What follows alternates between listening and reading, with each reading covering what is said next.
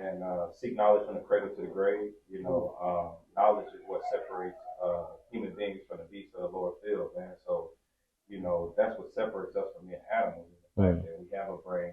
Cultivate that brain. Get acquainted with your God, and man, and be honest with yourself at every level. You don't have to be perfect, man. Just try to constantly improve. I was going to say something else. I'm trying to remember what it's called. There's may God be pleased with Brother Yusuf Muhammad. He's like one of the pillars of Islam nation in this city. But something he would always say was, he would say, "You're doing good. Just keep doing more of it, man." So the good that y'all doing, man, just keep doing more of it, man.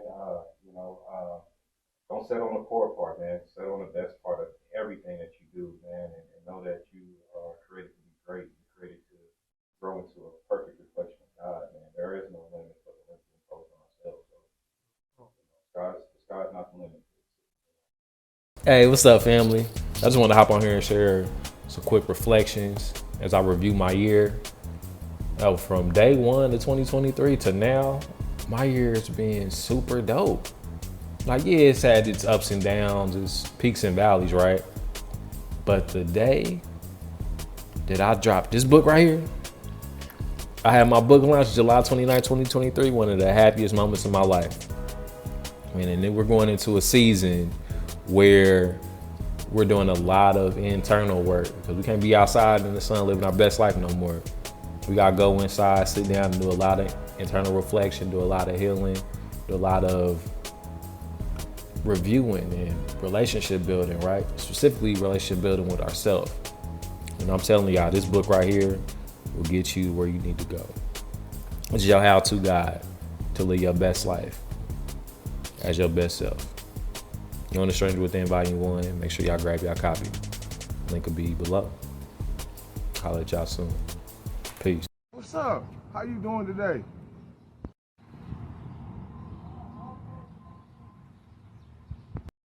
Well, anyway, I stopped you because I see that you went to the original people in the Eve jeans, and I like that dress, man. I was wondering if you would like to be a model. I like how you standing still. You want a model for us?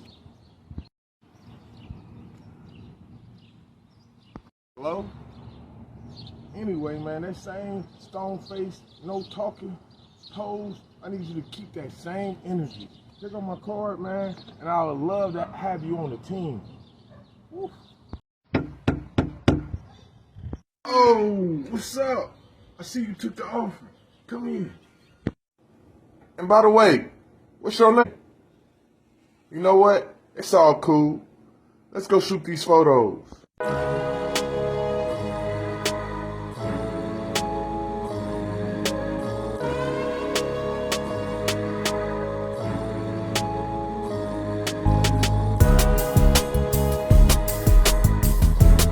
Peace, family. Welcome to another edition of the Lead Your Lineage podcast. We are the #1 podcast for individuals seeking to end generational dysfunction.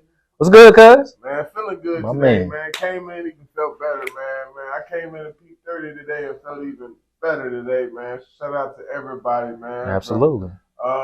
Miss Tamise and my brother Willie right here, and everybody else who been helping this spirit and been allowing, we all got our own beliefs, and been allowing my ancestors and they ancestors to talk to each other so they can talk to me and let me know, man, and talk to cuz. And I've just been embracing it, man. I feel good, man. It's been a couple of times I've been holding back tears. I'm a Cancer, baby. Yeah. We real out here. Y'all know y'all be saying we be emotional, but don't get them emotions twisted. But nah.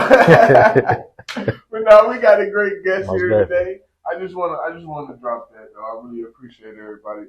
But yeah, we got a great guest today. We're gonna dig in like we always do, cuz, man. And Willie, man, go ahead. Introduce yourself, brother. Introduce yourself. Let the world know who is Willie. Pleasure, man. Okay, so I'm still figuring it out, actually. Hey, I feel that. Hey, that was a bar. I'm still figuring it out. It's a journey, man. But my name is Willie Gates, is what I'm known as, or Willie X. Like Malcolm X. Because part of us as Black people in America, we was never really given our true history and our connection to where we're really from. So we carry names of not necessarily ours. So, but I take pride and honor in that name because I'm actually the fourth. I'm Willie Robert Gates the fourth.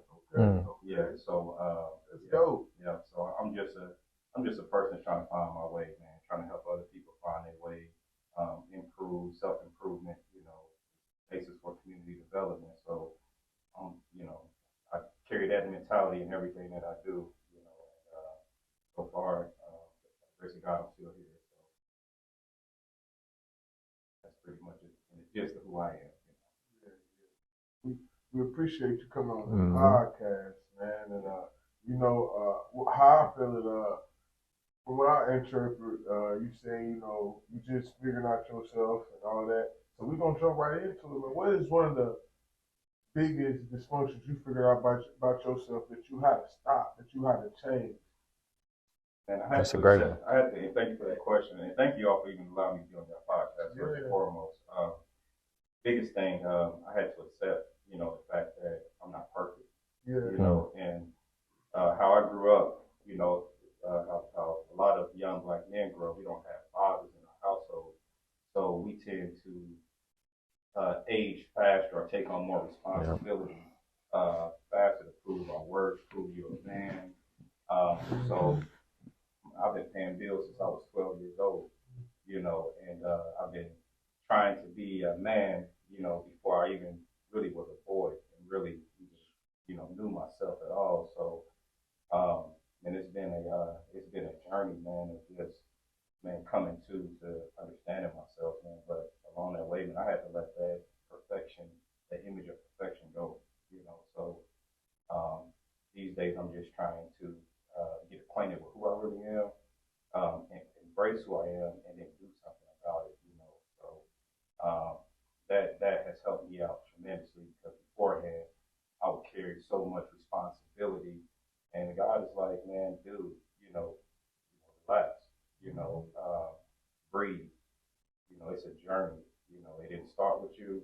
It's not going to end with you. So letting go that banner of perfection has been the biggest thing for me. That's solid. That's solid. Go ahead, cuz. And what you said was, man, that was a clip. I'm gonna let them know ahead of time. I'm for real. That's a clip. For sure. Learning how to be you had to learn how to be a man before you had to be a boy. And when you said that, man, that just clicked a lot of memories in my head, man. It's like, dude, and I'm asking this from experience, like, what steps do you have to take daily in order to reflect on yourself and make sure you're going to the right path? Because without a father or without knowing that you're going to the right path, sometimes you be thinking you may be going to the right path, but however, you may not be. Man, the scriptures it says not to be religious or anything like that, but be yourself, brother. You know what I'm saying? Like we can't lean on our own understanding. So I actually was in foster care as a child. Yeah. So my grandmother actually got me from foster care and reunited me with me and my sister. Mm-hmm. So I'm an orphan technically, is what I'm considered as, and I didn't have nobody to give me really great direction. People around me, they were doing the best they could, teaching us how to survive, whether it's selling drugs, if it's robbing, whatever it is, to take care of the family. So I knew, just looking at my father's example, he was in and out of prison most of my life, heavy on drugs, still struggle with drugs to this day. And he was almost like a laughing stock, but people loved him and respected him still. So I knew I didn't want that for myself because I knew it didn't work. So when I was looking at my sisters, I'm the youngest of two sisters, so I'm looking at them go about life and make, same decisions that a lot of young women make, where they have children out of wedlock, they're, finding their value in their bodies, watching bad relationship out of bad relationship, house used to get, our house got shot up, and things like that, just watching so much death around us growing up, that it was almost, we learned how to kind of accept it as normal, So, man, and then, my mom, she was God be pleased with her. She passed away 2019. But man, just looking at all these examples around me, I knew it didn't work. Whatever we was doing, it didn't work.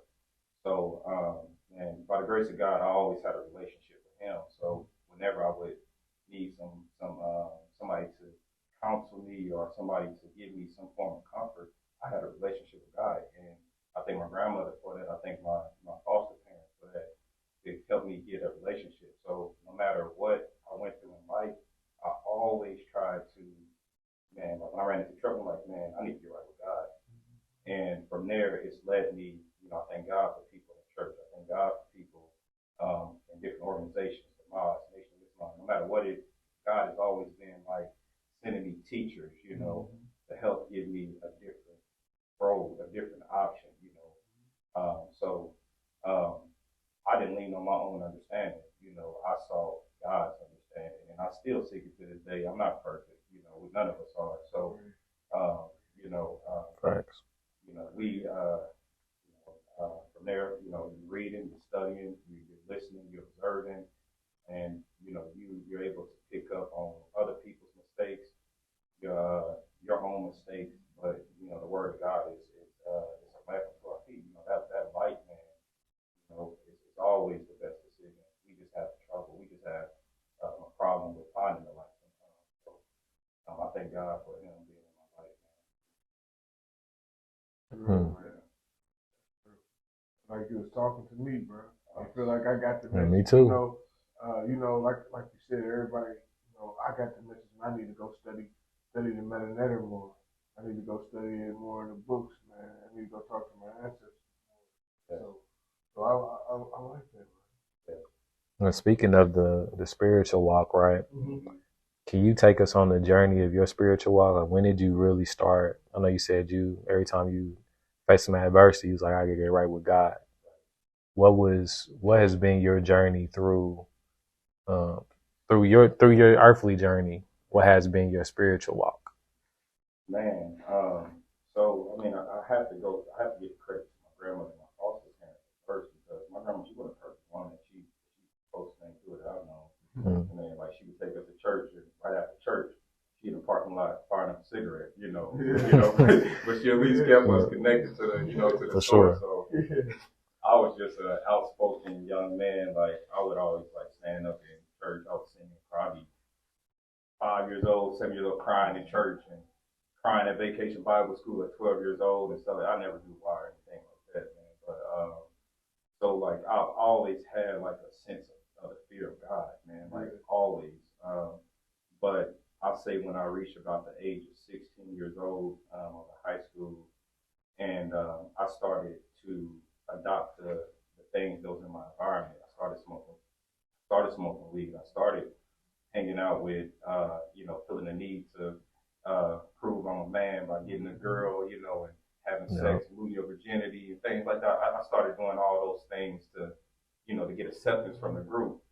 And then I remember when I think I was a junior or senior in high school, and by the grace of God, I always got along with people, but people didn't know like I was like somebody who would think kind of cool or whatever. But I was on the verge of committing suicide. I was about to take my life. Mm-hmm. And I remember one time we were just sitting in the car, we were just smoking in my family, and I just told him, I was like, man, I'm about to get right with God. I'm like 6 months from now, I'm gonna be a completely different person. And I didn't know where I got that from, but I just knew I was in trouble. So I'm like, let me go back to what has always worked throughout my childhood. And I wasn't necessarily looking for religion. I was looking for a church home. I was looking, and I was just like, God, like, just guide me, just help me. Like a week before I was introduced to the Nation of Islam and Farrakhan, I was at a bridge and I was about to take my life. And man, I just cried out to God one day. Man, I was watching the movie Belly, and the story of DMX and Nas and all of them, dudes. I'm just like, man, like, I need some self-improvement. I need some empowerment. All those things, man. And I ended up meeting one of the brothers who I used to think all the brothers on the corner were weird. And like seeing them out there with suits on, it's like 3,000 degrees outside. Yeah, that's like, real. I'm like, all them from Africa, they weird. You know what I'm saying? I'm like, hey, man, look, give me them incense and keep it pushing and peace be with you or whatever.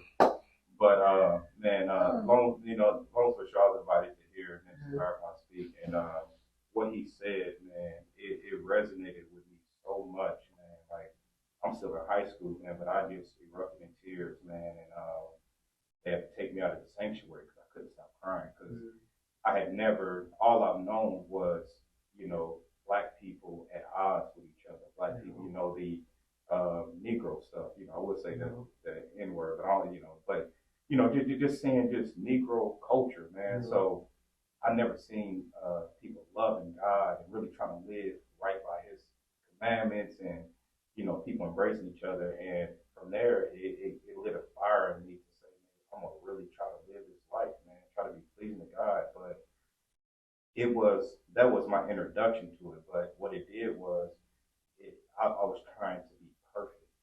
I was trying to. I felt like the only way I was valuable or accepted was I would be 1,000% obedient to the laws of God. I would be always in the community, always helping. So I found my value in trying to help people, But God was telling me, like, man, you need help yourself, man. So, that's real. So, man, long story short, brothers, man, I had ended up getting married and moving down to Arkansas, away from family, friends, after my mother had passed away. And that's where I had got acquainted with myself. And my personal relationship with God became a little bit more cemented because, that I wasn't perfect. I was making mistakes, and I'm like, dang it, man, like, God, like, man, I'm effed up, and I'm like, I tried to take myself out through reckless living, but man, only by the grace of God, man, he just told me, like, hey, you're mine, and his redemptive hand hasn't been too short to save me, man. And now where I'm at in my spiritual journey, man, is I'm living off of grace and mercy, and I also like carry the spirit where I'm telling everybody, man, God's hand isn't too short to save, man. So, man, God, my homie, man, like, man, he's been with me, man, through some of the darkest days, man. I ain't did anything to deserve it, man.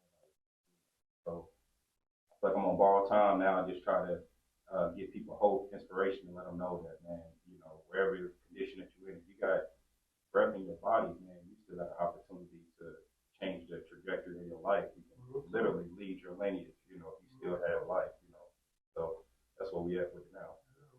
Yes, sir. And I respect your journey, bro. I respect me too. 100%. Man, and I know it's a hard journey, especially when you're doing it with meaningfulness, and you doing it with passion, and you really trying to get the job done because you really care for your soul, man. So I respect that, man. And, I want to touch on something you said a little bit earlier. I feel like this is hurting a lot of the young man in our community right now, man. And then I want to ask you a couple more questions, but I want to ask this one first. Well, I just want to touch on this. You said that proving yourself to be a man on your board, man. You just said a couple stuff.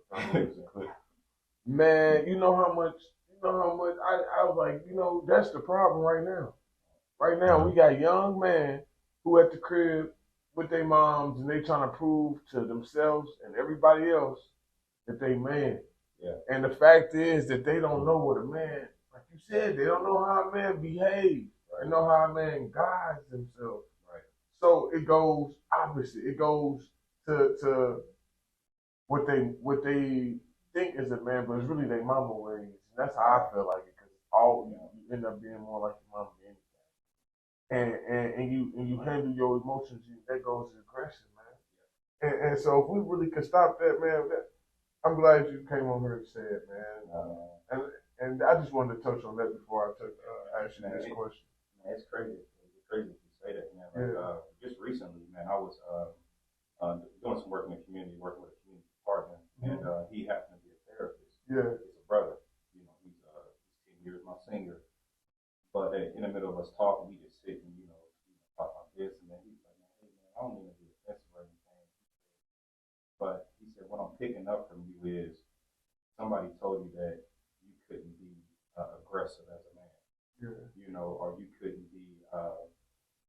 couldn't assert yourself as a man. So there's like two extremes that take place in our community where you have young men who are either hyper aggressive or they are afraid to be assertive and speak their opinion, you know, as men. You know, no other race or group does that, but the black man, especially when we move in the corporate circles, we gotta kind of play the game, or we gotta be more I don't know, quiet, and you know, we gotta walk kind of on eggshells when everybody else can just be a man, you know, and voice their opinions. You know, I mean, you be rude or disrespectful, but you know, you can walk with confidence on this earth with the head held high, you know, and you don't have to be hyper aggressive or hyper violent or anything like that. So, you know, what you just said, man, just think about that, man. We lack a lot by not having our fathers in the home, you know, to balance out that emotional trait that our women naturally have. And I kind of want to not change the subject, but it is kind of. But I want to embrace you now, man. You know, all that you went through, man, and everybody always talking statistics, man. We got another brother that beat the statistics, man. Absolutely. Hey, man, for sure. Hey, man, I appreciate that. From distance, my brother. Yes, sir. Statistics, man. So won't y'all click on that? Won't y'all share that, man? Instead of always sharing some bullshit. You know what I mean? But that being said, let them know how you doing today and what you're working on, your career, what you got going on. Let them know. Man, by the grace of God, man, I'm blessed to do, man, what I would do for free, man. And right now, like, I've been back in Indianapolis for about a year. March makes it a year. And I came back to Indianapolis completely broken and ruined. So, you know, just putting back the pieces of my life together, I'm finally at a place now where I feel like, okay, man, there's been purpose in the storm. You know, I have a testimony, just like everybody have a testimony. We all get acquainted with it at some point. But man, I'm blessed to serve, man, in the city of Indianapolis, man, in a very unique way. I work in the Medicare space. Most people aren't familiar with it, but it's basically advocacy work opposed to selling an insurance product. So I get paid to listen to other people's pain and problems. I'm dealing with people who are usually homeless. They don't have nobody to talk to, or they up in age. You know, they are at the end of their road, and I'm able to learn and listen. You know, and you know, try to be a servant. I'm involved with different groups, different like Nation of Islam. You know, I attend the mosque locally here, and I'm thankful for those brothers and sisters, because if it weren't for them, I wouldn't have had the balance, you know. But man, I'm all about, man, improvement. I don't care what nobody believes. I don't care about you know, I'm all about supporting each other to do better. You know, however that looks like. It's not a black or white thing or anything like that. I just want to see, no matter what the hue is, do better. And man, I'm still a work in progress. And I'm in my brokenness still. You know, putting the pieces together. But I'm allowing myself to be vulnerable these days, and so that I can truly get help and learn. You know, because what you have, bro, like Sean, what you got, Sean, my man. You know, I got something. I got a piece of the puzzle that I don't have. So, you know, I don't walk around acting like I got it all figured out. I don't care about the statuses that people, you know, live for. You know, I'm more passionate about who people are based upon what they have. You know, man, I'm just you know, trying to justify my existence, man. I'm blessed to serve in the city and trying to make a difference, man, any way that I can. I know you probably be hearing all type of problems. That probably make you humble. You probably be like, woo. At the end of the day, you probably don't sweat about nothing. Man, you know what? Yeah, that's real. Agree, man. It's like, man, you know, I deal with not just older people. That's just for work, man. What we do in the community, man, we're trying to produce something like unity. Man. It's a lot of violence is taking place in the city. So these young men, they don't have nobody to talk to. They you know, they're disconnected from their real father, God, man. them that, man, you can have genuine brotherhood without it being on something criminal. You know, and the same thing with women, man. I'm trying my best, man, to join people with true information, because, man, we're in the darkness. Dr. King said, you know, souls left in darkness, sins will be committed, and that's what we're missing. We're missing information, and the right information, and being plugged into the right sources, man. So I live my every day that I wake up, that I'm blessed to wake up, man. I'm always trying to help somebody, trying to get closer to my nieces, my nephews, you know, my sisters, you know, trying to help my dad, trying to help my grandma, trying to help random people I meet in the community. I meet people randomly. I may give them food or take them somewhere, you know, to get some help. And that's real. But one of our a minister in our inner city, Minister Nuri, he's been a help to me. And one of the things that he shared, him and his wife, they shared with me, just not being so hard on myself, man. And you can't really take on the burdens of other people. So he told me to learn how to love deep but connect light. So so you don't carry that weight, and it breaks you, you know. So I'm very sensitive to other people's pain and everything like that. So you got to learn how to love deep but connect light. You know? What's your sign? I mean, Libra. You know, but yeah, you know, they say Libra gang, you know, but you know, you don't really go to, you know, everything that it says. But yeah, I'm Libra, bro. Yeah, I'm Libra. Yeah, but you know, one thing I want to share on the camera, man, I don't care how nobody feel when I say this. I respect, you know, I'm not a religious guy at all, man, but I respect my brothers of Islam, you know, because one thing y'all do, like most other races, most other religions don't do, is y'all respect people that's not your religion, bro. Man, dog. Yeah, I love that too. Man, y'all, a lot of times, I'm not bashing nobody's religion, I'm just keeping it 100. A lot of other religions, man, they bash me because I don't believe in they stuff. Y'all be like, oh, okay, brother, but what you doing out here then? If you don't believe in our system, do you got any morals or values of yourself? And if I answer, yeah, y'all respect that, y'all be like, oh, okay, brother, I ain't got nothing to tell you, man. Hey, look, we can work together. We can work, and it won't be no peace. Y'all won't try to get me. Y'all religion, y'all work together. We really be working to make an improvement. And I wish, man, I'd be like, man, a lot of other religious boys be like, oh no, you ain't this. I can't let you do this. I can't eat with you. I can't do nothing with you. Be like, dang, bro, what's going on? What's going on? So I just wanted to throw that out there, you know. I appreciate that, brother, man. But even if they ain't got morals, principles, man, we all been victimized by this world of circumstances, man.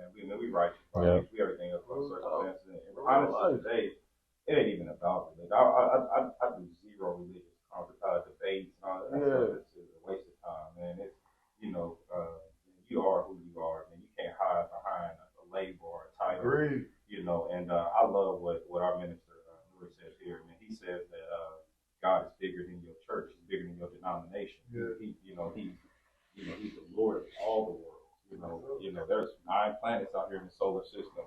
You know, they don't know nothing about your little church. You know, That's real. That's real. It's not. It's not. It's a whole solar system, man. And then galaxies, another galaxy, man. Yeah, God ain't too short to say, man. You know, and I used to make religious, but we, like our ancestors, they were connected beyond these new terms and new labels. Man. Agreed. It was more about, man, who we are, man, as originals. And, you know, we had our own customs and practices where we all learn from each other. Yeah. You know, and anything that's gonna push the civilization forward, and it helps us be better, man, better fathers, better mothers, better, you know, for these children, man, make the world better, man. That's what it's about, man. We need them all, man. We need the church, we need the synagogue, we need the mosque, we need the organizations, the disbelievers, non-believers. We need all hands on deck. All hands on deck, because you know, you may have a key that can reach somebody that I don't have. I'm sure. I mean, it's not maybe, you do have it. You know. So man, you know, we all need each other, man.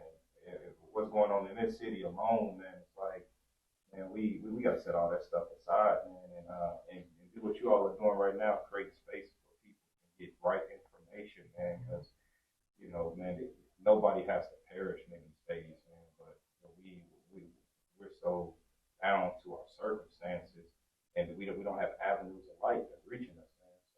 So don't crash out, you know, like we're doing out here. And one of the biggest things on Lead Your Lineage, I know Coach is about to ask this because I can hear him about to ask you. Why are you in my head, man? What we doing? What we doing? What we doing? I know what you about to ask, man. Hey, so speaking of that, because, you know, one of our biggest beliefs is we fix one. I don't think that's a belief, it's a fact. Because that's where they attack first. They attack families. They separated families for a reason, y'all. Yep. So we know that if we intact, I don't think it's a guess no more. We know that if we put families together, that the world will improve. So that being said, what's your view on family? Man. Well, I'll tell you, like, something the minister shared, Minister Farrakhan shared, he said, family is the cornerstone of the kingdom of God. Yeah. You know, so, you know, if you're going to have a better community, it starts first with an individual. It starts first with the individual, but next is the family. And then from the family, it goes to community, from community to county, city, state, country, world, you know. So, but it started the family.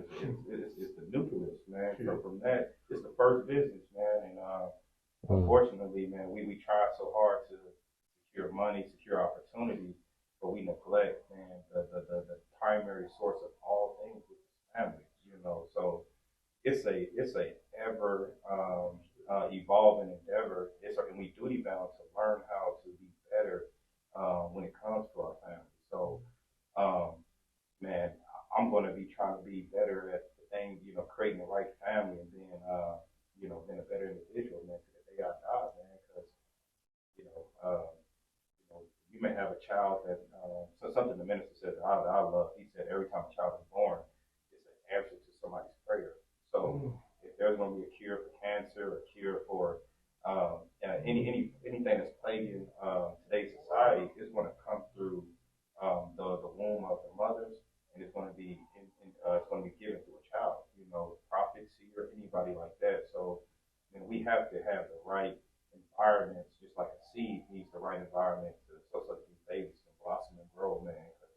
You know, a lot of us, like, we in our like 30s or whatever, you know, and we are doing a lot of things, a lot of damage. Like the last 5 years, we've probably been trying to fix the things that happened in our childhood and so forth. You know, we get the family right, the children to take off, man. They do so much greater than what we ever could even dream of. You know?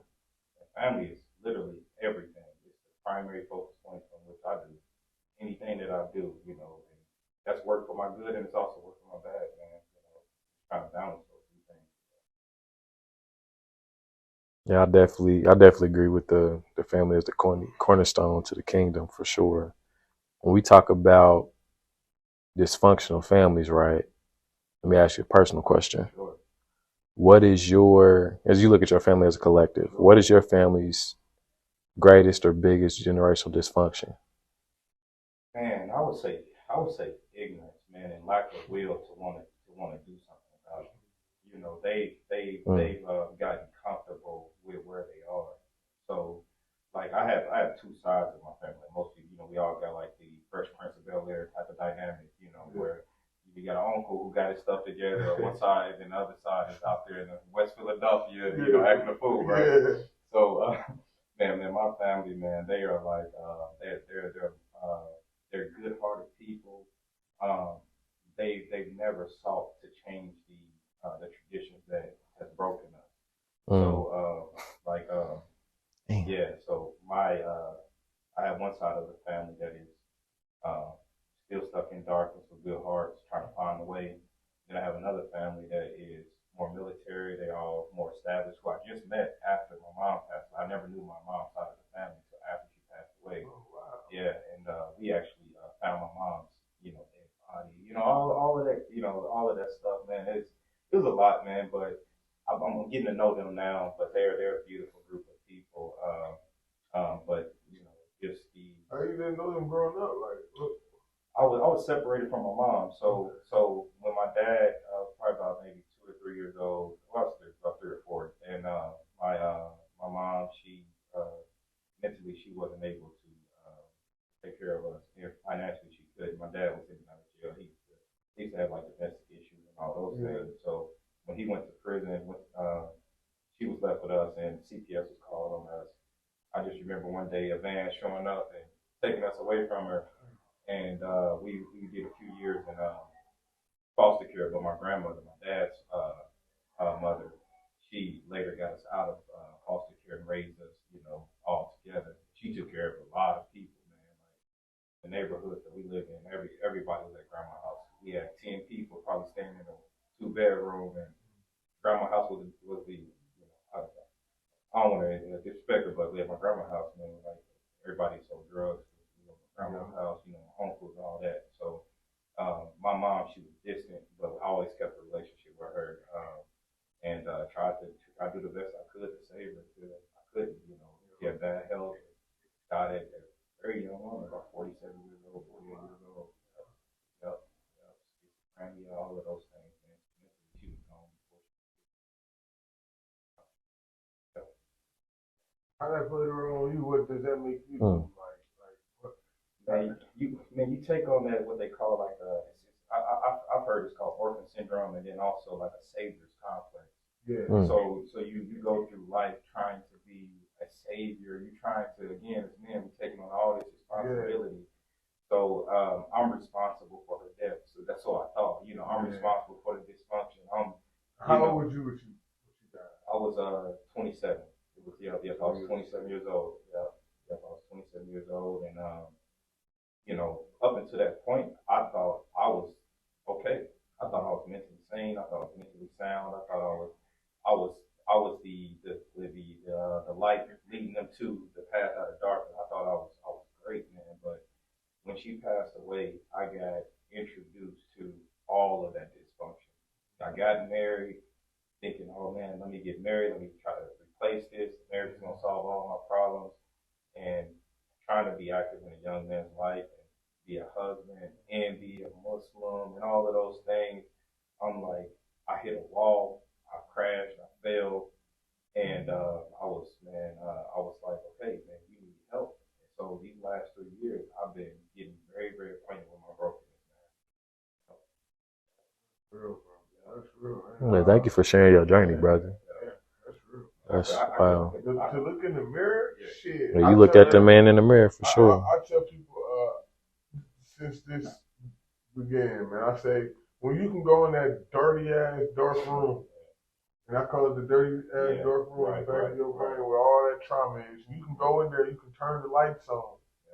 You can see the mice running around, the roaches and shit crawling around. Yeah. And you go in there and clean it with no gloves, you got to get your salute. Right. And so, man, I respect it because a lot of times we can, because I'm facing that right now, man. A lot of times we went through something in life and we don't know how it affected us. Like right now, I'm trying to see how it affected me. When I was 17, man, I don't know what made me, cuz really made me start thinking about this. I've been trying to see how it affected me when I got beat by the police. I'm like, damn, let me see how did that affect? Because I feel like it didn't affect me. But however, it's because my brain not allowing me to go in that deep dark room to turn the lights on. It's not allowing me to do that. So you, like I give you commands, like you just said earlier in here, man. We all give each other a key to something. We all brothers, each 4 of us. It's, they don't know somebody behind the camera. All 4 of us, we all give each other keys to life and absolutely doing it with brotherhood, doing it with real unity. I ain't been knowing Willie nothing but no longer than 24 hours, y'all. No less than that, not even an hour. Not even an hour, yeah. Bro. I feel like I've been knowing, bro. We've been chilling, kicking it. We got brotherhood. It's the love. That's the environment we create on Lead Your Lineage, man. It's a real family environment, man. And if we had that for each other, y'all know how far we'll go, man. Man, it'd be people be thinking you thinking outside the box, but it's really that easy. It'd be to the fact where a young black man who, say if he lost his dad or something through a tragic event, would still be able to grow up and not be a statistic because of the neighborhoods and how the community would be, he still would have somebody there. But it's not like that. Man, and I gotta give it right back to y'all, to you and Sean, man. Like, man, the type of heart that y'all have, like, who has before you all had the podcast, they have to first be a thought, man. And all thoughts, man, originate first from the heart, man. So, man, y'all some beautiful brothers, man. Like, I appreciate that, brother. We ain't got stuff Thank like you. this in the city, man. Right now we on the Far East side, it's hot. Far. It's a lot going on out here right now. So, man, y'all even want to create a platform to give people an opportunity to go down their timeline and have a voice, man. Y'all the real, man, superheroes, man, and champions, man, on this side of town, man. Y'all didn't have to do this, man. And obviously it ain't. This is a beautiful setup, man. I'm in here, this studio is beautiful, man. Yes, Silver Fox Media. Shout out to Silver Fox Media for sure. We doing our thing. Shout out to I said we because I'm a part of the thing. Yeah, me too. Love y'all. In the city of Indianapolis, like, we need to support them, man. Like, man, they it's not about them. They asking me questions about myself. They could be, putting the light on themselves, man. And I'm not looking for the light. They ain't looking for the light, man. But these are young brothers, man. Who got a story, man, and they trying to help other people share their story. So this platform is for everybody. Everybody always wants this big name. Yeah, it's for the lineage leaders, man. This is for lineage leaders. This is for people who really got a story to say, whether it's positive, negative, or whatever it is, to uplift the next person and say, hey, I'm going through your situation. Yeah. Whether it's sports, whether it's streets, whether it's something in between, whether it's something we never heard of. Right. That's why we try to get all aspects of life, man. Right. That's how we build community. That's how. Y'all doing it, man. That's the thing, man. Like, you're welcome. Ideas, man. But y'all really doing this stuff, man. Y'all really doing this, man. Y'all doing it from the right motivation, man. Like, y'all some beautiful brothers, man. Powerful brothers, man. Man, I'm honored, man, just to even get to sit on this couch, because I ain't, I would say I ain't nobody, but again, we gotta correct it. We are somebody. Absolutely. Person with a voice. You help somebody, believe it or not. Yeah. You know what? If you don't feel like you help me, you really help me. You helping me too, bro. All this, I'm dead ass. All these things you've been saying, I'm like, damn, bro, over here, right here, he is. That's why I feel like that. I had something to prove out there. I'm like, damn, bro, right like a motherfucker.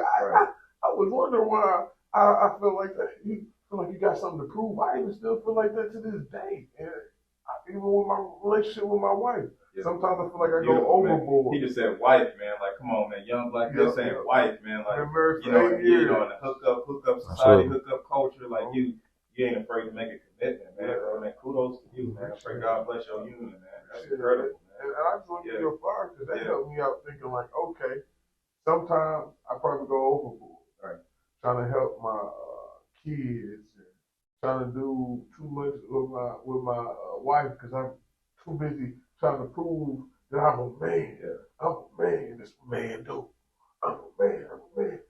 Because, man, so like I said, man, if you don't talked about that. Nobody, you've been dropping the dimes out here like John Stockton. You know what I mean? No, I ain't no John Stockton magic. We can do a little magic. I thought John Stockton had the assist lead. No, man. No, LeBron, something like that. No, I mean, he may have, but I'm saying, we're from Indiana, man. Halliburton doing this thing. It's literally game 6. Hallie. I'll get Hallie. We got to get Hallie's spot. Mark Jackson, Hallie, you know what I'm saying? Trying to get him on the podcast. Yeah. Absolutely. Yeah, you got, hey, what we doing, cuz? What we doing, man? My fault, bro. My fault, man. This is hey, brother Hallie, bro. Hey, man. Yeah, the Patriots ain't been in the playoffs and been doing this good. So I got to give you, bro. Absolutely. Doing this since I was a little boy. I was like this height. He's still that height. Like they don't need to repeat what happened at the Malice in the Palace. Oh yeah, we got a good shot. Yeah, we win. I really ain't basketball like that, but I've been watching the Pacers because we in there. I'm like, damn, I've really been watching the NBA playoffs because of the Pacers. We went to a Pacers game. Yeah, we went to. Not too long ago, like a year and a half ago. A football game. Well, a coach game too, yeah. All that. We're gonna do more of that too. We gotta go to the basketball game next. We would been going out to camping, but you know things about family be bullshit. Oh yeah. So man, so we'll get together. What you mean? It's on me. Why we? I'm going on a whole camping trip in June. What you talking? Nah, man. Nah, man. What we talking about? Nah. Where we going? What's up? What's up, man? Be like this. I ain't going with your ass, man. I was trying to book last year with you. Hey, bro, if you don't drop that and book it this year with me, no, I'm just playing. You know I'm booking with you. Yeah, man. I don't know what that is about us, man. Like we always say, man, hey man, we going to go this way, man. Say that for 6 months, nobody gonna know. Nobody black folks, we ain't gonna do not a damn thing. And you know, like I always tell people, this is, you know, we learned this. Me and Cuz learned this. You know how easy it is to bring family? You need 3 things: food, shelter, time. And you be like, damn, that's all you need to bring your family together? That's all you need. Yep. Food, shelter, and time. You be like, nah, bro. Tell your black family that you got food. Free food. I bet you they black ass come on. And that shit, go get that knock on the door. Speaking of family and speaking of good times, family, what is your most family moment, your most memorable family moment, the most happiest moment you can remember with your family? Man, honestly, I do not even know, man. I'm trying to, you were saying it, I'm like, man, I would have to say, man, you know what? Let me stop, man. It was big for me when I got married. I got married because I was the first person to really ever do something like that. You know, to see my dad. I literally only have 2 pictures of my dad with me and him together, and he's been around my life, my whole life. But he's been in and out of jail and all of that stuff, and then got my grandmother there to see that, and my nieces and nephews, and to see them, be able to see that, man, was just like, you know, one of the best circumstances. It was like, man, you know, if I didn't do nothing, just for them to see that, like, okay, this is how it's supposed to be. Niece, nephew, this is how it's supposed to be. You know, that meant a lot to me. That's black folks do. Right. Yep. Yeah, I would say that, man. Even now, it's crazy because it's like, man, my family has no clue some of the things that I do. Like, they'll probably never hear about this interview unless I tell them about it. But I don't really, when I go around my family, man, you know, I let them, they have their ways. We just sit and just chill and laugh. I just make them feel comfortable. I just go about it. They know I'm in the nation. They know I do certain things, but man, really just sitting around them and just letting them be themselves, man. Like, that feels cool. You know? I feel the same way. Just creating that safe space to just allow people to let their hair down. Just be human. Just come pull up, be human, chop it up. Want something to drink? Let's roll. Y'all may got y'all ways and habits about you, you know, about it. Hey, man, that's, you know, man, I'm just happy to see us together, man. Man, like, man, literally, man, every single cousin that I had growing up that was around my age, they all sold drugs. Like, they were 16-year-olds with, you know, old schools and rims on their cars, you know, with the paint and all of that stuff. And now all of them is either dead, they are in jail, or mentally off somewhere. You know, a few of them are doing good, man. But man, so anytime I just see them just okay, man, I'm like, man, that's good. Praise God, man. You know. Absolutely, and also too, Brother Willie, man, we go back a few years, man. We go back a few years, man. Thinking about some years, brother, some years, man, some years. I want to ask you this, man. When you think about families from a legacy perspective, where do you see your family in the next 5 to 10 years? Wow, man. Man, I see them mentally sound, you know, getting more acquainted with who they are. Because I feel like my family hasn't even got acquainted with who they are as individuals, you know. So them reaching and pulling on, you know, life, you know, and getting acquainted with themselves, their rich history, their relationship with God, their relationship to people across this planet, and all those things. They live in a box mentally, you know. It's you know, so just to see them having some goals, aspirations, and ambitions like every other person people do, I see that, man, and I hope to, God willing, create a family that is that mirrors you know, the principles, the ideas, the things I've learned that are healthy, you know, opposed to destructive. I hope to see see that be carried out into my, I want to be married again, children again, and well, not again, I got but see my children, just have life and have a connection to God, and be found doing some good, man. And that's what I see, but I hope that it comes to this. I'm doing the best I can. Well, I got a question, man. A real personal question. Yeah, As I'm married, Yeah. how can I foundation? I ask every person who got a divorce. Yeah. How can I make sure I secure my marriage, not get a divorce? What's some things you wish you did that I should do since I'm actively in my marriage? Lean on the village, man. Like, there's people who have, gone before you that have had successful marriages. Yeah. And as you know, being married, it's one thing to look at marriage in like the sense of how it's like the fairy tale, peaches and cream, everything's great. Man, but the reality of marriage, you're really not gonna understand until you actually have married somebody. So it's like two different realities from when somebody looking from the outside in and actually that lived experience, man. One of the things that I would say also, man, you want to, man, we study everything else and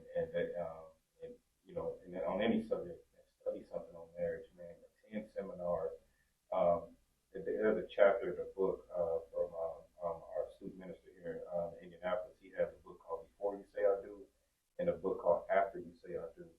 The book After You Say I Do, there's a chapter that says courtship after marriage. That term alone, courtship, is probably foreign to most of us. We never heard that growing up, but courtship is basically dating with intention for marriage, where you're vetting the mind of someone to see if you all are compatible for the journey of marriage. Because the minister, he has a lecture called "What Is Your Role," where he talked about how he asked people in the audience. He was like, "How many of y'all in the audience is married?" All the married couples, they put their hands down. And he told them basically that, you all are not married. You all, basically what you've done when you said I do was you stated the intention to become married. But to be married is to become one with an individual, So that's a journey that you all are going to be on for until your dying days, where you are trying to become one with each other and then one with God. You can't leave the God out of the equation, because, he created the institution of marriage. So we got to go to him to get the actual instructions of how to properly do it. Don't mean that you got to be all saint-like or holy or anything like that, but you want to get God's perspective on it, man, and lean on the village, man. Be vulnerable, man. A lot of times in a relationship, we have these expectations of our mates, man, where we want them to be the person that makes us happy, fix us, to be all this thing. And then especially now, you look at social media, these conversations about what the role of a woman and six-figure man and all of these things, high value man, all of these things. And when man, be the friend of your other person that you would learn how to be friends. And any marriage is it's only going to be as great as you all decide to make it. So you have to create the marriage. You have to constantly have agreement on certain things and say, look, this is where we're going. This is what we're trying to create, and have fun, man. Like brother Nori told me, he say, if you ain't having fun, you're doing it wrong, man. So, it's the second most important decision that you'll ever make in your life, the person you choose to spend the rest of your life with, man. So, and it can make or break you, man. And, Agreed. Yeah. Agreed. I 100% agree with that, man. Every choice, and people be thinking I'm saying it, my wife, my grandma, my mom, my auntie, three ladies who raised, all said it out there. If it wasn't for Nadia, I wouldn't be doing Lead Your Lineage. So you are 100% right. It's so important, and it's so important to go through that marriage counseling and all of that. So, because marriage is the total opposite of what everybody like. Total opposite of what they show. It's they need to show antagonists. The husband need to be, one of them need to play the hero, the other one need to be an antagonist, because that's how it almost. And instead of it being like, oh, this, sometimes it's like Batman and Robin. Yeah. Batman and what's his name? Joker. The Joker. Yeah, like Batman and Joker. Sometimes y'all got to figure out how to not fight and how to get along. And when y'all got a total opposite, viewpoint of the picture of her. It's two worlds colliding, man. Like you all are two different people. So it's two worlds literally merging, man, to become one, man. So it's not easy, man, but it's worth it, man. Especially, man. So many people have children outside of marriage, and it's no intentions have been made. Like you don't have a commitment to a certain duty by a certain person. When you get married, your intentions are made up front, and you say, I'm going to do this to the end of my days, and I'm going to do this by you, I'm going to do that by you. But when you just so happen to hook up with somebody, you have a child, now you plan, now you're trying to fix it, you're going backwards. You're like, oh, we got a child, I barely even know you, I barely know myself, and we haven't even decided on how we're going to raise this budding life, so it's chaotic, and that's why we really can't get ahead of the community, because man, we at war at home, man. We want to war out in this world, and we come back home for round two, and it'll destroy you, man. If the family foundation is right, man. Counseling, all of those things. And you know what happens for adults? We seek comfortability. So if we grow up with chaos, we seek chaos. Yep. Hey, that's man. Talking about a bar, that's a bar, man. Shoot, man. They ain't need me. They ain't need me this episode. I'm over here learning, bro. Man. Somebody got to put it in the camera, bro. Hey, man. Do my thing. He can walk into any type of circle, man. They'll lock the door on us at some point. Yeah. Absolutely. So as we close this out, brother, what are some words of wisdom you can offer us as we close out this podcast episode? What do you want to leave the people with? Man, seek knowledge from the cradle to the grave. Knowledge is what separates human beings from the beasts of the lower field, man. So, that's what separates us from the animals. That we have a brain, cultivate that brain, get acquainted with your God, and be honest with yourself at every level. You don't have to be perfect, man. You just try to constantly improve. I was going to say something else. I'm trying to remember what it's called. There's may God be pleased with Brother Yusuf Muhammad. He's like one of the pillars of this nation and in this city. But something he would always say was, you're doing good. Just keep doing more of it, man. So the good that y'all doing, just keep doing more of it, man. Don't settle on the poor part, man. Settle on the best part of everything that you do, man, and know that you are created to be great. You're created to grow into a perfect reflection of God, man. There is no limit for the limit we impose on ourselves. So, the sky's not the limit.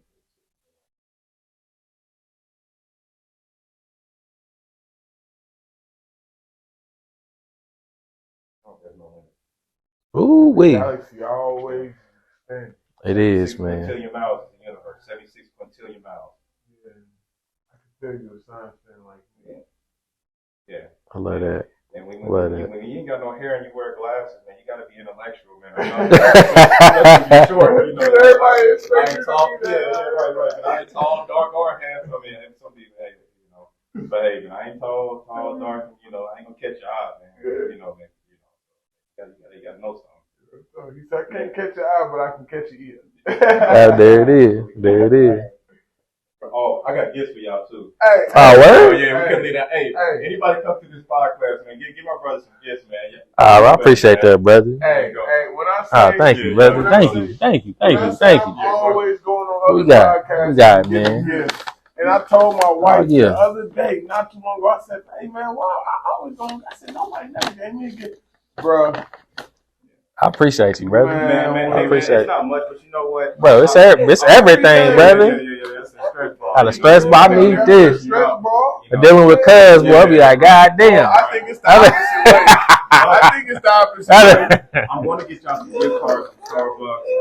If y'all like Starbucks, man, I got y'all some seeds, man. Hey, we gotta get back to growing food, man, and growing, absolutely. put our hands in the earth, man. Bro, you know my wife gonna love this. Oh man, my wife gonna love. We growing all types of stuff in our garden right now. My wife gonna love this. Shout out to my wife. She gonna be. Thank you for her. Yeah, y'all very welcome, man. Yeah, this dope. Yeah, man. Thank you. Yeah, and I love to feel my business cards in there. Absolutely. About some of the things that we do and how we Now, where can I get you with your business? And man, yeah, we didn't even touch on that. Yeah, we got talk a little bit about that. Man, so man, anybody that's over the age of 65 and older that has Medicare, we're able to help them with simple benefits like dental, vision, hearing. Usually it's at no cost. And some of these, the plans that I represent, they provide a grocery card that gives seniors up to $250 every single month that they can use for groceries, get gas at the gas pump. They can use it for utilities, rent, and it rolls over every month. It comes out to $3,000 a year. We able to provide people dental coverage up to about $4,000 a year. They're able to get free gym membership to go to any gym in the state, and it don't cost them no money. That's a beautiful thing about it. So being able to give back to the community without spending my own money is a blessing. And anybody that needs to reach me on social media or something, I'm on there sometimes, man, but I try not to send my first, last name, send me a DM or somebody, if there's anybody that I can help. We can put it in the show notes, right? Oh, man, well, cool, man. And even outside of that, man, my real passion, man, is, if I can just be a listening ear to somebody, or if you are watching this interview and you see that I need help, and you can help me as a person, like I'm all ears to sit on a couch and let you mentor me or pour into me, because I need help. We all do need help. So, bro. You came over here and opened me up, bro. Man, I feel different, man. I feel good after this. I feel liberated too, man. I learned a lot, man. My brother's being serious, man. Wow. Real. I'm gonna go home and talk to my wife about a couple of things I've been thinking about. For real, man. We gotta sit down. We having a good discussion tonight. I appreciate it, man. I appreciate y'all, man. God bless y'all, man. For real, man. City of Indianapolis and abroad, get behind these brothers, man. They're doing a phenomenal job. Gratitude, man. Yeah, man. Hey, thank you, Willie, for coming by, man. Just be able to bless us with your words, brother. Be able to just pour into us, into the people that's gonna be watching this as well. Thank y'all. I know Leon probably got some stuff behind the. Shout out to Leon behind the camera too, man. Leon, man. Yeah, absolutely, bro. For sure, man. So, absolutely, man. Good, strong brother right there, man. So, family, man, we appreciate y'all for tuning in to the Lead Your Lineage podcast, man. As we always love to say, lead yourself so you can lead your lineage. We'll see y'all next time. What's easy, tip it ain't easy. I see you, Grandma. What's happening, Honorary Clark? Peace. Okay. Peace. Boom.